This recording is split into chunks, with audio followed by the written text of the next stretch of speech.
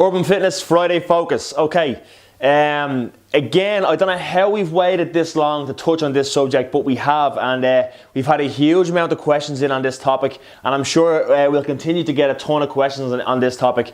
And we've had so many questions that what I've tried to do is put all the questions into one sort of answer, and I'm going to go through this in a bit of detail and try and sort of hit all the answers to them questions in the one Friday Focus. Okay, so the questions we have here is, if we were to jumble all the questions into one big question, basically, it's what body fat percentage should I be? So we get a ton of people asking, you know, what type for males and females, what type of body fat percentage should I be aiming for? How am I going to get there? Why should I be there? What's the best way to test that? And we're going to try and cover all that in today's Friday Focus. Okay, so first of all, quick question as to why you should measure your body fat. First of all, it's an excellent biomarker, okay, and an indicator of, it can be a good indicator of overall health and what's going on inside the body. But also, people who are interested in their body composition, it's a good idea to track, it's a good metric to track. Your relationship between sort of muscle and body fat is a good indicator of how you are body composition wise, etc. The methods you would use to track your body fat, how can we do this? The first two are the most common in terms of caliper and bioelectrical impedance testing. The second two is a DEXA scan and then hydrostatic weighing.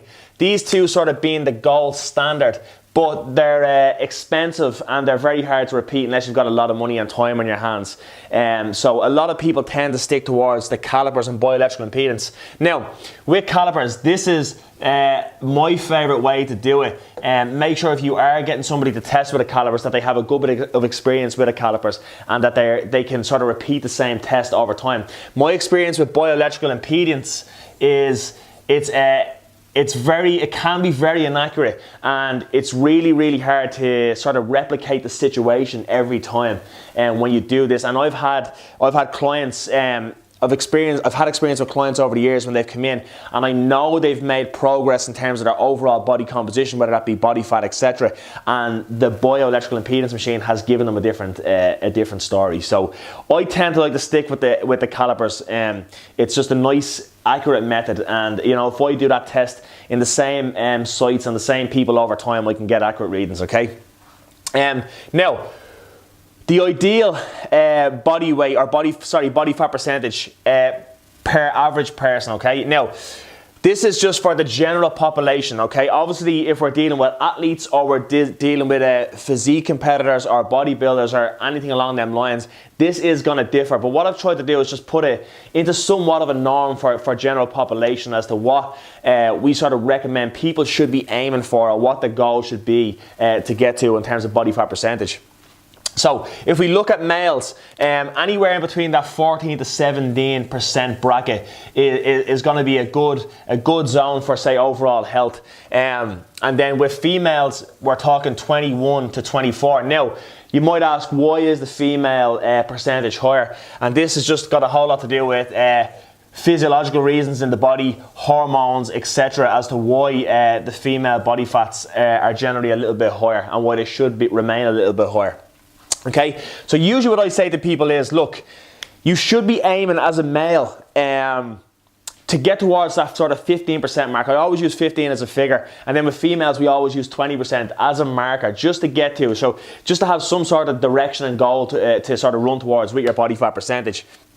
Okay, so they're sort of the critical numbers in this. Now, I want to touch on this before we go on, that general health is always the goal. This is never sort of, with us at Urban Fitness anyway, this is never sort of a case of fat versus skinny, etc., etc. It's always general health is the goal when we do this. Now, if you wanted a more accurate insight into body fat in relation to age as well, if you look up the Jackson and Pollock chart, that's quite detailed, and it does break it down in terms of your body fat percentage in relation to where you are in life in terms of age, and it's quite detailed. That's maybe a good one to look up if you are interested in going further down that rabbit hole.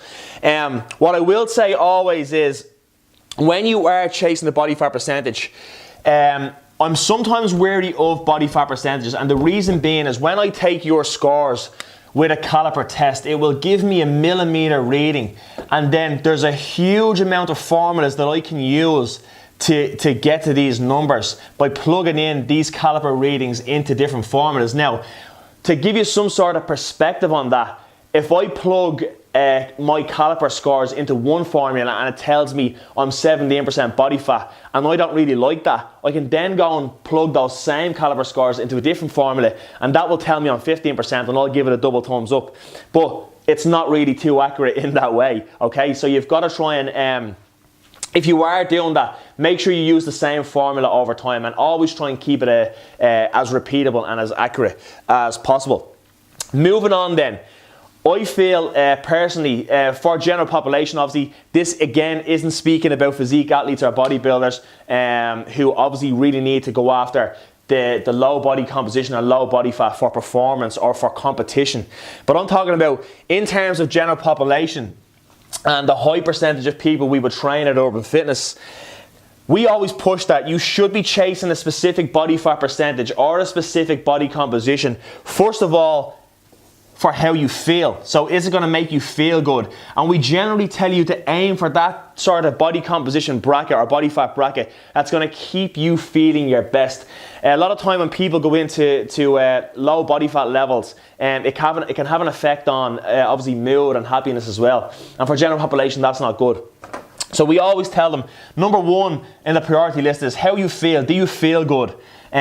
Number two then is how are you performing in terms of, first of all, not only gym, but in terms of your everyday life. Are you performing well at work? Are you sleeping well at night? Is your relationship with your spouse good? Is your relationship with your kids good? Are you happy at home? You're not being narky around your family. So it's how you feel, how you perform. So are you performing well in everyday life? And then obviously, everybody wants to look a little bit better as well. Let's be honest. So that has to come in there somewhere along the line. But please do be aiming for how you feel and how you perform ahead of this. As always, guys, with the Friday Focus, please send in your questions. We will definitely get them answered and I'll see you next week.